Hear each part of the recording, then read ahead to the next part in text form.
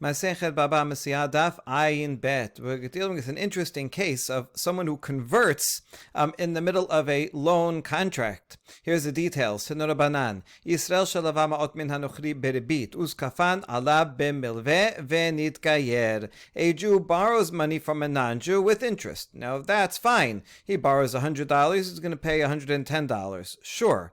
And they write up a contract. And in the contract, they don't separate the amount of the principal and the loan, and the principal and the interest. Rather, they add it all together and says in the contract, by this date, the Jew has to pay $110. They put it all in one.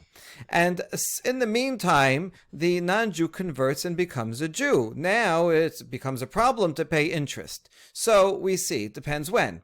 Im kodim shintgayer zekafan ala b'milveh gober takenen ve'gober tarbit. V'im lachar shintgayer zekafan ala b'milveh gober takenen ve'no gober taribit. If they wrote this contract before he converted, and then so they wrote the contract, then he converted. Well, then that's fine. Then he has to pay this. The convert can collect both the principal and the interest, because at the time that he converted, all he has in his hand is a contract that says you owe me $110. It doesn't specify. If it did specify and said this is the principal and this is the interest, then even in this case, it will be prohibited. It will be prohibited no matter what, because it says there's interest in here. But here, now, we just have a contract that says this is the amount that you have to pay, and we don't know where the origin was. At the time he converted, he had this in his hand, so he can collect it.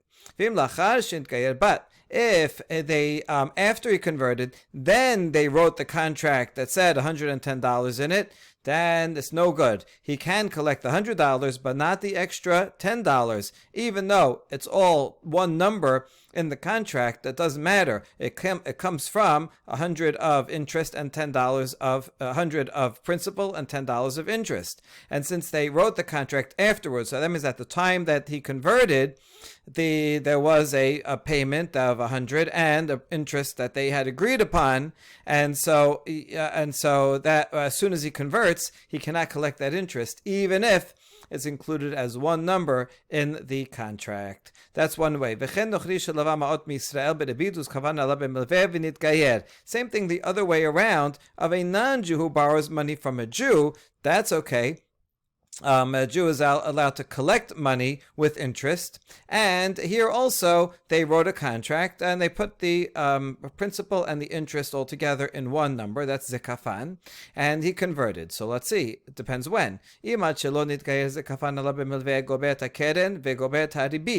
If they wrote the contract first and then he converted, then the Jew can collect the entire amount, the whole 110.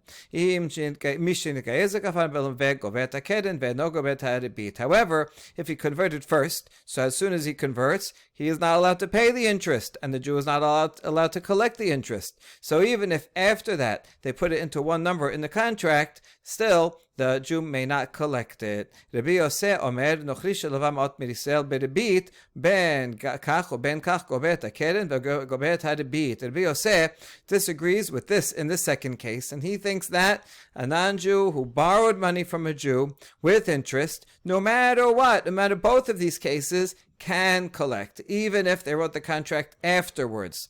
Amar Rava, Amar Rav Chisda, Amar Rav Huna, halacha k'Rabbi Yosef, and these rabbis say halacha is like Rabbi Yosef, is permitted. Amar Rava, ma'itama de Rabbi Yosef, kedeh shelo yomeru b'shvil me'otav nitgayer zeh. Rava explains what's the reasoning of Rabbi Yosef, so that no one will say that this non-Jew converted in order to not have to pay the interest. That would be an ulterior motive, and it would make his whole the motivation of his conversion suspicious. Right? It might be more money. Maybe it's he borrowed $10,000 and he has to pay $1,000 of interest as a non-Jew. He says, "Oh, well, you know what? If I convert, then I won't have to pay the interest. So maybe I'll convert just for that."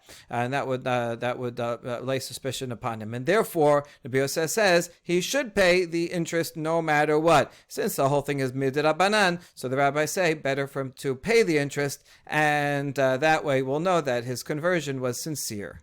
תנו רבנן, שטר שכתוב בו ריבית, קונסין אותו, ואינו גובה לא את הקרן ולא את הריבית. דברי רבי מאיר, חכמים אומרים, גובה את הקרן ואינו גובה את הריבית. The Braita teaches that if you have a loan document that has interest in it, it says you have to pay this amount of principal and you have to pay interest. There's a problem. And according to Rabbi Meir, we will fine the lender, especially here, and he cannot collect the principal or the interest, even though technically the principal, nothing wrong with the principal. I lent you $100. You have to pay $100 plus $10 interest. Mesia says, because you wrote interest, you tried to collect interest, lender, now you cannot collect anything, not even the principal. However, the sages disagree and they say, you can still collect the principal. That's perfectly legitimate. You just cannot collect the interest. What's at the root of their machloket?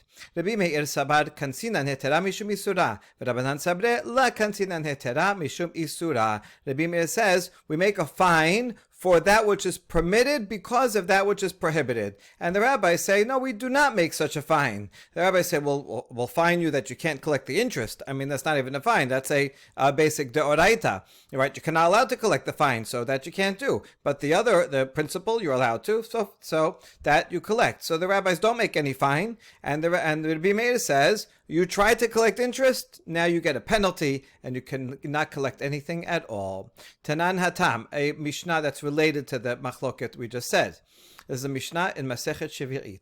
Shitre hov hamukdamin pesulin v'mucharin kesherin. Mukdamin amai pesulin hi de la gabu mizeman rishon nigebu mizeman sheni. If you have a loan document with an earlier date on it, it's antedated. The date on it is earlier than when the actual loan is. That's no good. Why? Because when you have a loan document, any loan that is written in a shtar, so if the borrower doesn't pay, the lender can go after the property of the borrower, even property that he sold after the date that's written in the document. Now, if the actual loan was after that date, then the lender would go and collect liened property that was sold by the borrower even before the actual date of the loan, because it's after the date that's written in the loan document, and that would be unlawful. Therefore, you cannot use an antedated loan document. However, it has a later date, then that's valid because, well, as to the detriment of the lender, he should be able to collect from liened property from the time of the loan, and now he's going to lose out on, let's say it's a month post-dated, he'll lose out on any on collecting from any land that the borrower had sold during that month. So it's negative for the lender. However, it's not going to harm any buyers. So if the lender agrees to it, he sees the date, that's his responsibility. Look at the date, and you're okay to put in a date here that's later than the loan. If he's okay with it, fine, he can forego his rights to collect on that. But an earlier date, not even the borrower has a right to forego on the rights of the buyers of his land, whose land will be taken away from them illegally. Okay, so now we ask, why should that be true? Why are the early ones pisulin? It's true, one cannot collect from lien property from the earlier date, the one that's written on the loan. However, it's valid to collect any liened land from the second date. The second date is when the loan actually was. Right, if we can figure out when the loan actually was, somebody remembers, or we have some kind of proof. So why can't you still use the loan the earlier loan document, but don't use it for the earlier date? Still use it to collect from the later date. So that's the question about this Mishnah. We have an answer. Amar Rabbi Shimon ben Lakish, b'machloket shenuya v'Rabbi Meir hi. So Resh Lakish explains that actually this Mishnah is the subject of a machloket, and this Mishnah is only the opinion of Rabbi Meir, who says we make a knas on that which is permitted for that which is prohibited. Even though, you're right, you would be permitted to collect from liened land from the second date, but because you used a problematic loan document, so now we make a penalty. And not only can you not collect from the earlier date, that's prohibited totally. It's not yours to collect.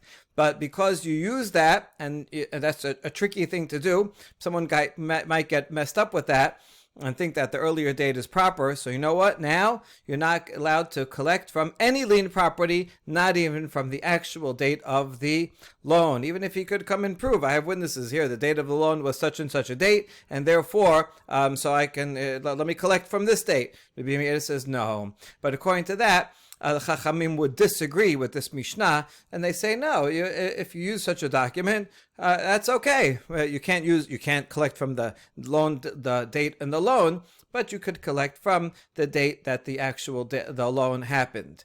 You can't collect from the date in the loan document, but when the loan actually happened.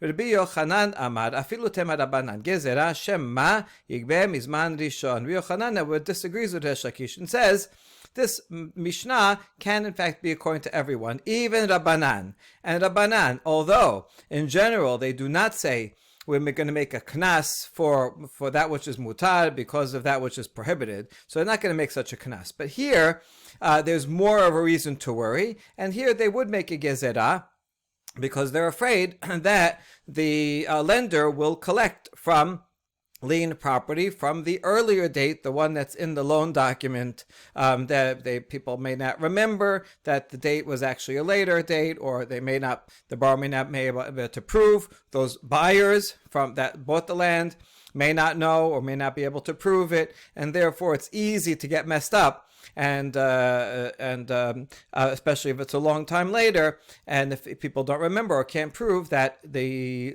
date in the loan document is incorrect and too early, then he may use it to collect property that he's not really allowed to collect. And so it could be that it's according to everybody. Now we have a story.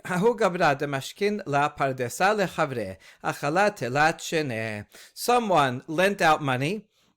Let's say he lent out $1 million, and he accepted an orchard as a mortgage, as a security for the loan. And he has this orchard for 3 years. It's in his property. Okay. Now we know that 3 years also makes a chazakah. If someone is dwelling or using a field for 3 years, then he can make a claim and say, this is mine. I bought it. And look, I've been here for 3 years and no one has complained. And so that sitting there for 3 years without anybody complaining would be a proof for whatever claim that he has of how he received it. So this lender is tricky guy, and he says, Amar le, mizabinta la nihali mutavi la kabishna la lishtar mashkanta v'amina lekucha hi beyadi. So the lender goes to the borrower. The lender wants to keep this orchard, and he wants to force a sale of it. So he says, listen, if you sell it to me now, good, I'll sell it to you. Let's say it's worth $1 million. So, right, you keep the money that I lent you. I am keeping the orchard. Good.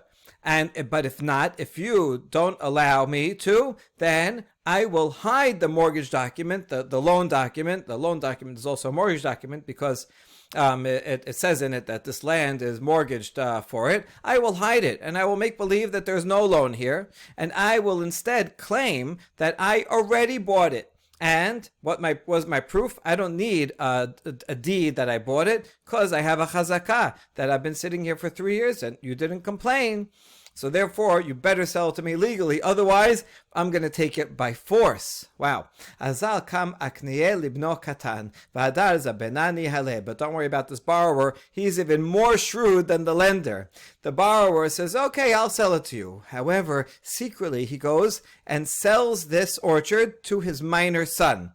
So now it's in a custodial account for his son. It's out of his hands. And then he goes and makes a sale with the lender. But that sale with the lender is an invalid sale. It's like if I sell you the Brooklyn Bridge, right? We can write up a document and I take your money, but you don't own the Brooklyn Bridge. It's not mine to sell you. And here also, this is not the father's to sell. The father, who's the borrower, gave it to his son.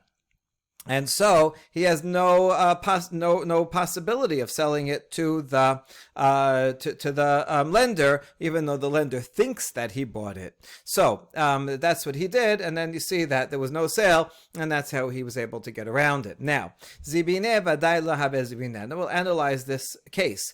For sure, the sale was not a valid sale. That's not 100%, right? The guy's going to come and say, "Look, I bought it," and the lender's going to say, "I bought it." Okay, show me your loan, your deed. Oh, look right here. See, he says he sold it to me. So then the buyer will produce the deed of sale that he sold it to his son. That's earlier. It says, "Look, it wasn't mine to sell you. See, I already sold it here." And thereby he will force the lender to produce the loan document, and the loan document will say, "Oh, actually, there was a mortgage." Yeah, now we know. And that way, the borrower will eventually, when he pays the loan back, he'll be able to get his orchard back. Okay, so for sure, the sale to the lender is nothing. The question is, the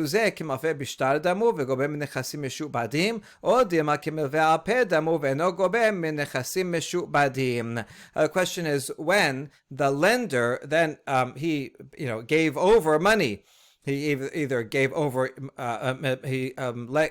forgave the loan of $1 million, or maybe even gave more money if the orchard was worth more money. And so now the lender, if he wants to collect that money that he forgave or even paid, can he collect it from liened property of the borrower? Do we consider this like a loan with a document in which he can, or is it like an oral loan in which he can't? Because the deed that they wrote, right, the deed is actually a false deed. If that's like selling you a Brooklyn Bridge, that deed that I write is not a deed at all. So basically, you gave me money. Normally, someone who buys property, it comes with a guarantee, right? Normally, there's a guarantee. It's in the document. The guarantee is, here, I'm selling you this property. If someone should go and repossess that property, a creditor of mine, then I have to pay you back, and you can take from my other property, right? So here, whether you see this as a loan or a sale, it's basically the same idea. If as a sale, the question is, since there is a contract, so therefore the lender could go and collect the borrower's other properties. The lender is also the buyer, right? The borrower is also the seller. So other properties, or do we see this like an oral agreement? And an oral agreement, one cannot collect, and in that case, the lender would not be able to collect back his whatever he paid for from the liened property. He can only collect from the cash that the lender has on hand, or current property, but not lien property that had been sold. Okay, so that's the question. Amar Abaye, v'lav hainu de Rabbi Aseh, d'amar Rabbi Aseh, modeh b'shtar sheketabov, eno sarich lekayemo, v'goveh menechasim meshubadim. Rabbi Aseh said that if someone agrees that they wrote a document, then the other party does not have to ratify it in court to say, look, to ratify the witnesses, because the other person agreed that it's a valid document that he wrote. And he can collect from lien property. And therefore here also, this borrower who also sold the property, first he sold it to his son, remember, and then he sold it to the lender. So he agrees. Did you write this document? Yes, I did. I did write the sale document to this lender. So since he agreed that he wrote it, it doesn't have to be ratified, and the lender should be able to go after the liened and sold property of the borrower. So isn't that a good answer? Amar le Rava, midame hatam nitan lehikatev, hacha lo nitan lehikatev. Rava says that's not the same. Rabbi Aseh was talking about a document that is valid, that could be written. It's a valid document. There actually was a sale or a loan, or whatever type of document it was. If then the one that wrote the document admits that, yes, I wrote it, then the other party can use it to collect sold property. However, here, this was an invalid document. This land did not belong to the borrower for him to sell it to the lender because he already sold it to his son. And since it's an invalid document, let's say I agree. Did you write? Yes, I wrote that document. But it's an invalid document. There never was a sale. How can you give him the lender a right to collect as the warranty on the sale if there never was a sale, and this document is worthless, so it's not the same. We're going to ask a couple more questions about this. Meremad was reciting this halacha. Amar le Ravina le Maremar Ela had Amar Rabbi Yochanan Gezerah Shema Yigbe Mizeman Rishon Neema La Nitan Le Likateh. So now we're going to bring the statement we just had right before this story to question what we said here in this story. So Ravina es Maremar. That, remember, Rabbi Yochanan said that we make a gezerah that if someone uses an antedated document, that's a problem, and we don't let them use it at all because they can't even use it to collect lien property from the second date, the date of the actual loan, because then they may come to use the date that's written in the loan that is too early. But why don't we say that this loan document should not have been written? It's a false loan document. It has a false date on it. And therefore, if Rava is going to make this statement that any document that should not have been written, that's an invalid document, you cannot use it to collect loan property, then you don't have to worry in this case of Rabbi Yochanan's gezerah. You don't have to make a gezerah because it's a document that could not have been written in a valid way. Amar le hachi hashta hatam nehi de la nitan likateb mizeman rishon aval nitan likateb mizeman sheni hacha lo nitan likateb kelal. And his answer is, though these two cases are not the same, in the case that Rabbi Yochanan was talking about, even though they should not have written it from the earlier date because there was no loan on that date, but they could have written it at the later date, meaning there was actually a loan. So the loan document is valid. It's true, there's a problem with it, which is the date, but there was really a loan here, and therefore you would be able to use it to collect from the second date. But since the rabbis made a gezerah, because you may come to use it for the first date, there it makes sense because it is a valid document. In some way, there really was a loan. Whereas here, there never was a sale at all. There was zero sale. He sold him the Brooklyn Bridge. He sold him something that he did not own. And therefore, in this case of this loan, it makes sense that it cannot be used at all to collect from lien property. Ela hadetanya lishbach karkaot kesad hare shegazal sadeh mechabero umchara leacher vishbicha vare hi yosa mitachat yado keshu gobe takedem menechasim meshubadim ushbach gobe menechasim benechorin neema lo nitan lehikateb. Another similar question from yet another case. The case is found in a Braita. In what case can one appropriate property for enhancing value? If someone buys property and they put money into it, they invest in it, and then it gets repossessed. So the seller would have to pay for that increase, the investment in the property. What would be a case like that? It would be the case of a robber who steals a field from a victim. And the robber then sells it to a buyer. That buyer doesn't know it's stolen property, so the buyer says, I'm going to put some money into it, invest in it. The property is worth $1 million, and then he invests $1,000 into the property. Now it turns out that the robber is caught. And then the victim says, oh, this is my land. The victim takes his land back. The buyer can then sue the robber and tell the robber, hey, you sold me this land. You have to pay me back for the land, $1 million, and also I invested in it. So you have to pay me for the investment as well, because I thought it was mine. So you have to pay me the $1,000 also. And the robber is on the hook for all that money. Now, when that buyer collects, he can collect the principal, the $1 million sale price, even from liened property that the robber had that he sold in the meantime, that there's a lien, the buyer has a lien on his property. That's the guarantee. That's a warranty on the sale of the property in the first place. However, the extra $1,000 enhancement that the buyer put into the land, that he doesn't have a lien on the robber's property, so he can only collect from available property, unsold property of the of the robber, not if he had sold it already.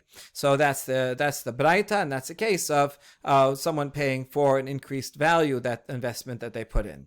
Now we have a question. Why don't we ask the same thing? If in fact the principle is what Rava said, that if there's a document that cannot be written, it's an invalid document, then you cannot use it to collect property. Here, that's true also. The robber, this land, he stole. It was not his to sell. And therefore, that loan document that he gave over, that he wrote for the buyer, was not a valid loan document, and therefore, it should not be used at all to collect sold property. So even for the principal, the buyer should not be able to collect sold property. But yet the Braita says he can collect from that liened and sold property. That's a good question. We answer, no, the two cases are different. Hatam ileman damar nichale de la nikriye gazlana, ileman damar nichale de la lekum behemanute, mefayes le lemare mokim le lishtare.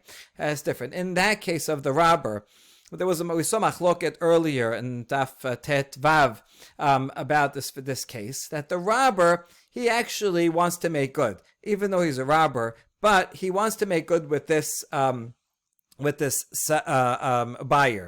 He thought that he wouldn't get caught, and so he made the sale. Now that he is caught, he would want to try to legitimately buy that field from the victim from whom he stole it, and then give it over to the buyer. Why would he want to do that? One of two reasons. Either he doesn't want to be called a robber, or he wants to maintain his reliability. These are very similar. The Gemara over there discussed the distinction is between them. And therefore, his intent is, his first intent is not to not get caught, but his intent is, if he does get caught, to legitimately buy the property and then really sell it to that buyer. So therefore, even though the document that he wrote at that time was, in fact, you're right, an invalid document, but his intention was fully that the sale should go through, and he wants the buyer to stay on the land, and if it didn't work the first way by robbing it, he'll make it good and make it work by buying it. And so, in that case, since he has every intention of really giving this land to the buyer legitimately so that he would not be called a robber, so therefore we consider this a valid it's not a fully valid document, but sufficient that the buyer can then go and collect from liened and sold property of the robber. However,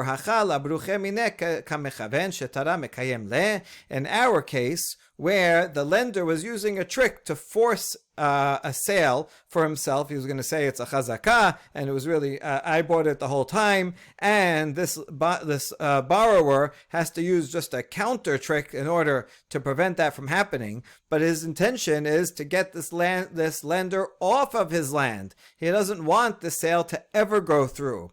So since that was his intention, when he wrote the document in the first place, he wrote it with intention that this should never be valid, and therefore he never wants any of his land to be liened to that lender, that the lender should collect the land. So since he wouldn't want it at all, and the document is false to begin with and to end with, therefore, this is a document that could not have been written, and so that's the final answer, is that lender will not be able to collect a liened property from the borrower, but he'll get the loan back, and if he paid any extra amount for the sale, he'll get back only from the available property of the borrower. Nu Mishnah en poskin al perot ad sheyaseh hashar. Yasa hashar poskin v'af al pi she'en lazeh yesh lazeh. We saw this topic and even this Mishnah already. We're talking about buying now for a future right to collect the goods. So now, early in the season, I want to prepay at a certain price produce, and then I'll pick it up later when the price may go up. So this is not permitted until the market price is published. But once there is a market price that's announced, then one can make this deal, because even if this person doesn't have the produce, someone else will. The idea is as follows. If I'm prepaying now, so basically I'm giving you money, let's say I'm giving you $1,000, and now you're going to deliver the produce later when the price is higher, so you're giving me back more than $1,000 worth of produce, so I am benefiting from giving you this loan. Well, that looks a lot like interest, even if it may be only mid-rabbanan. However, that's only true if there's no fixed price. If there is a fixed price, so we're going to see there's two criteria in which is permitted. One, and we're going to see in the next paragraph, is if you have stock. If I say, here's $1,000 for this many pounds of olives. And you have those olives in stock. So basically, I'm buying what you have now, and I could take it now. I'm just saying, listen, I'll take delivery later. So then there's no reason to worry, because it's not that you're giving me back something more than is the value. It's true in the future it may be worth more of a value, but basically it's like I'm buying it now. If I would take it now, it would be permitted. So you're holding on to it for me in the meantime. The price goes up, okay, but you already have it, so it's not like you have to go and pay more for it later on. So therefore, it's permitted if you have it in stock. Now, this is an extension of that. Even if you don't have that thing in stock, but since there's a market price and I'm buying it for the market price, even if you don't have any in stock, you could theoretically go buy it now. So I'm giving you the $1,000 for 100 pounds of olives. And so you can go to the market right now and buy 100 pounds of olives with the $1,000 and just hold on to it for me and then give it to me later in 6 months.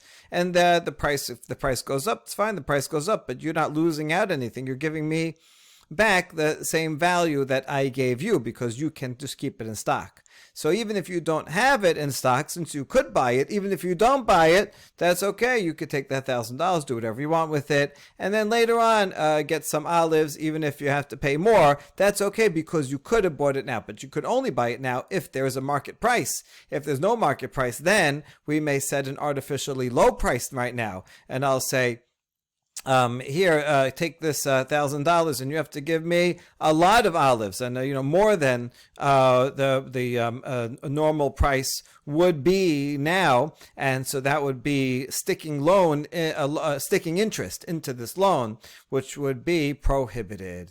Okay, so that's one criteria. Now, what if it's earlier in the season and there is no fixed market price just yet? So this guy's the first of the reapers. He got his harvest before most other people did, and there's no market rate just yet, but he has the goods. Posek imal hagadish, since he has a pile there, so I can set a price for this stack of grain. I will buy it from you for $1,000. I don't want it right now. I'm going to come in and collect it in 6 months from now.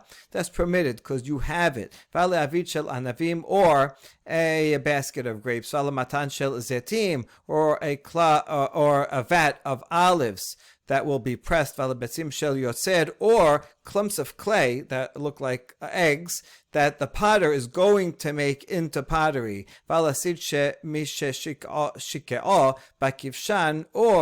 a plaster that's not finished yet, but it's in the middle, it's near the end of the manufacturing process. It's sunk in the kiln to be baked, even though it's not done yet. So in the last few items, even though it's not ready yet, but it's almost ready. So, we can be sure that you're going to finish the process and you have the raw materials there, and the raw materials are already in the middle of production. So even though it's not finished, we can be sure that it will be finished, and I can buy it from you now at a lower price.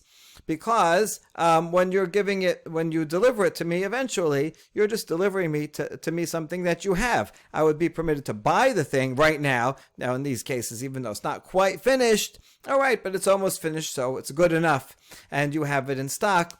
And therefore, I'm just basically buying it now, and when it goes up in price, it goes up in price while you have it in stock, so you're not paying any more for it to return that money to me. that's permitted. However, if this person does not have any stock, he doesn't even have the raw materials or anything, and it's early in the season, there's no fixed price, and I give you money now at an artificially low price to give me back more stuff later on when there is going to be a high price, well, that would be prohibited as interest. Uposek imo ala zebel kol yemot hashana. Tanakh Kama says when it comes to buying manure, that you can do any time of the year, because even though it doesn't exist yet, because it's inevitable. It's a good investment. You know the animals are going to have to go, and therefore we can make it's like you already have it in your hand, not literally in your hand. It's like you already have it because it will certainly be produced, and so we can set a price on it for the futures. Rabbi Yosef Omer en poskin al hazebel elim ken hayta lo zebel ba'ashpa. Rabbi Yosef disagrees, however, and he says, no, you cannot make an early price on manure unless you already have a whole pile in your dunghill. Chachamim matirim. Chachamim say it's permitted because even if you don't have it, surely you will have it, and so it's kind of inevitable enough that you can make an early price. And now, there is a risk that the price may end up going down. I'm buying you the olives now. Usually the price goes up. But let's say I give you $1,000 for 100 pounds of olives, and then the price goes down, it gets cheaper, and I could buy more olives in the regular market for $1,000. So now, am I going to be content with getting only 100 pounds when I can go get 150 pounds for the same $1,000? So therefore, the buyer can say, listen, I want to lock in this price now in case it goes up. But if it goes down, I want the best price, and I want you to give me more produce. You can do that. Rabbi Yehuda omer, אף על פי שלא פסק עמו בשער הגבוה, יכול לומר לו, תן לי כזה או תן לי את מעותיי. Rabbi Yehuda is even more lenient, and it says even if you didn't specify that when you made the contract, one can say, listen, either give me the produce, or I can say, give me my money back. I forget about that deal. I know I prepaid for the $1,000. Just give me my money back, and then I can go to the market when it's cheaper and get even more for my money, and so that is permitted. Amar Rabbi Aseh, Amar Rabbi Yochanan, en poskin al ashar shebashuk. Okay, so Rabbi Aseh, in the name of Rabbi Yochanan, says something that seems even more stringent than the Mishnah, that one cannot make a sale now, even if there is a market rate, right, to collect in the future, because the market rate is not so stable. It goes up and down. So since it fluctuates, no, he doesn't even allow that. Amar le Rabbi Zera le Rabbi Aseh. Amar Rabbi Yochanan, afilu kedormos hazeh. So Rabbi Zera asked Rabbi Aseh, when Rabbi Yochanan said that, did he mean even the central market? Dormus is a Greek word. It means the main central market as opposed to local markets. Local markets fluctuate, but the main central market, where there's a lot of buyers and sellers and a lot of goods, is more stable. Did he mean even if there's already a price in the main market? Amar le lo amar Rabbi Yochanan ela b'shuk shel arayot ela kebi'i tad'ayu. Says no, Rabbi Yochanan only gave his prohibition, his stringency, in the local town markets, because those are not fixed. There happens to be some guy who comes in with a lot of goods, so then the price will go down, and if there's a scarcity, price will go up because it's not a main market. He says, no, that wouldn't mean that. If there's a price in the main market, then yes, you can do a future sale. Ulman da salik adatin de mekarad amar Rabbi Yochanan afiko de mosazeh ela matnin tekatani en poskin al perot ad sheyaseh ashar yasal ashar poskin hechi mashkachat la. Now we accept this answer, but we have a question. In the question stage, when we were first thinking, when we asked the question, that Rabbi Yochanan thought that even if there's a price set in the main market, still you cannot do a pre-buy until the market comes out. What the Mishnah said, until the market price. But then you can. So what was it talking about? Rabbi Yochanan can't disagree with a Mishnah. So how would he have interpreted the market price in the Mishnah, where it's permitted to do an early sale?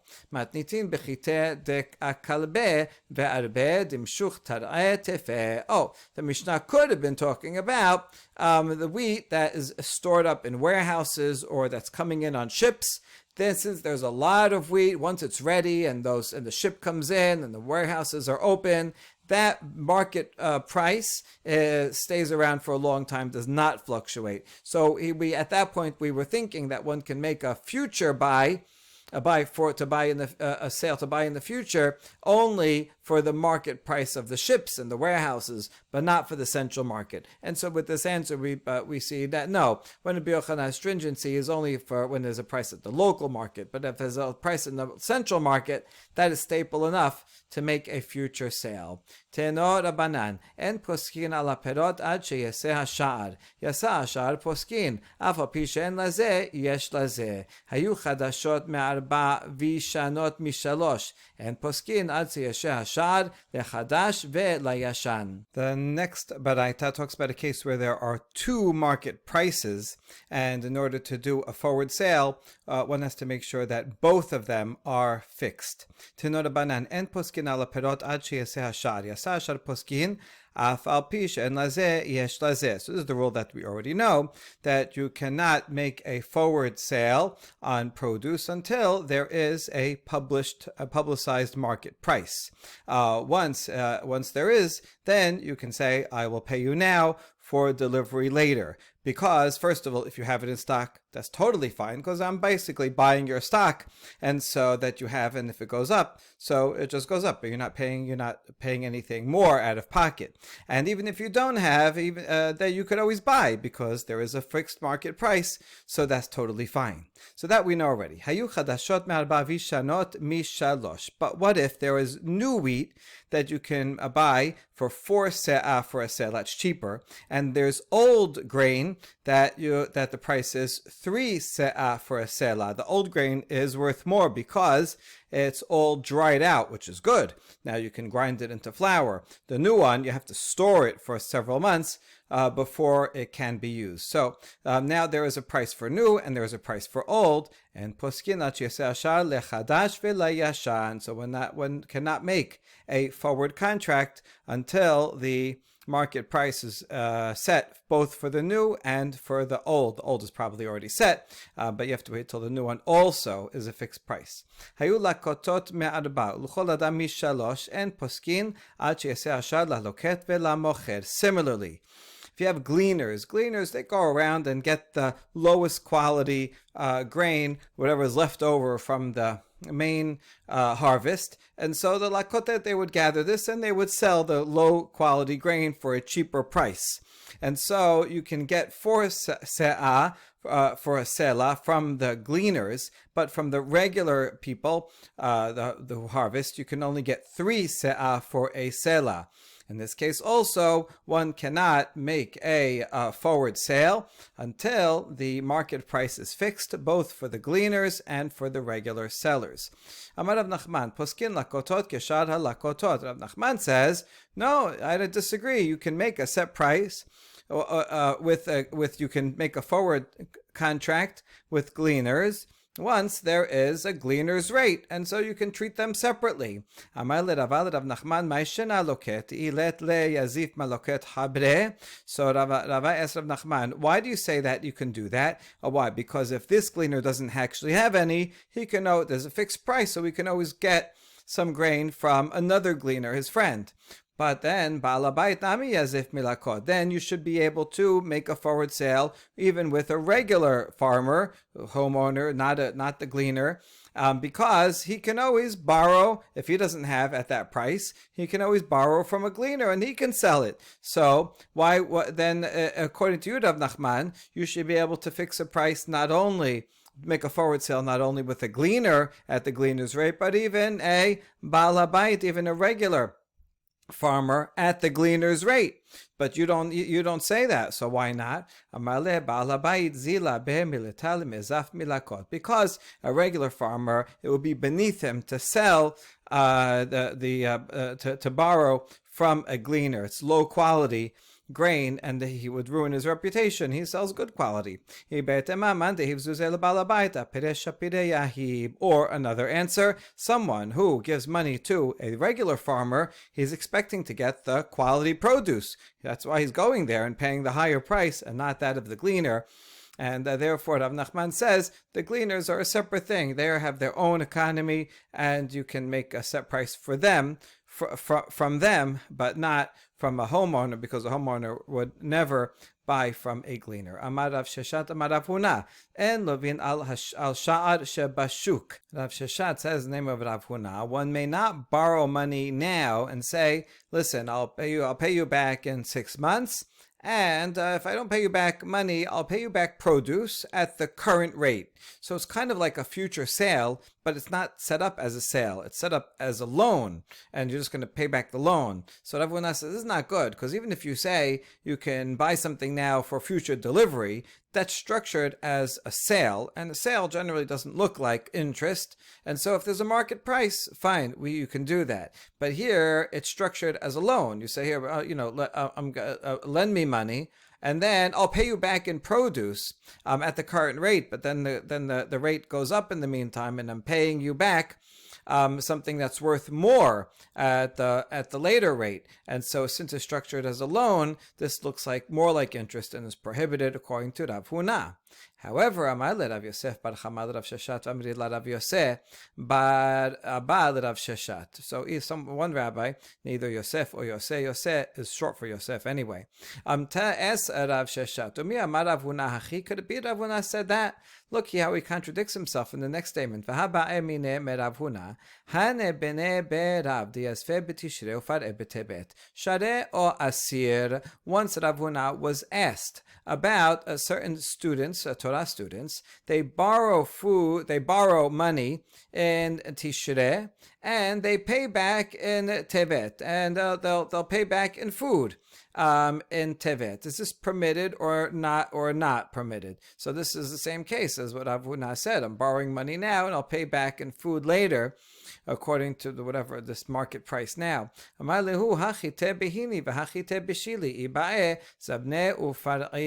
he said it's permitted because, after all, even if there isn't a lot of food available right here in this town, you can go close by to another town, Hini and Shili, and you could go and buy wheat there. So therefore, right at the time, these students, so what are they doing? They're borrowing money. They could take that money and they can go buy food right now and hold on to it, and then give back the food later, that same produce. In other words, it's available now, and therefore it's permitted. So you see, in this statement of Rav Huna, he does not make a distinction between setting it up as a sale or setting it up as a loan, since the food is available to buy at the current market price, so then it is permitted. So Rav Huna seems to have contradicted himself.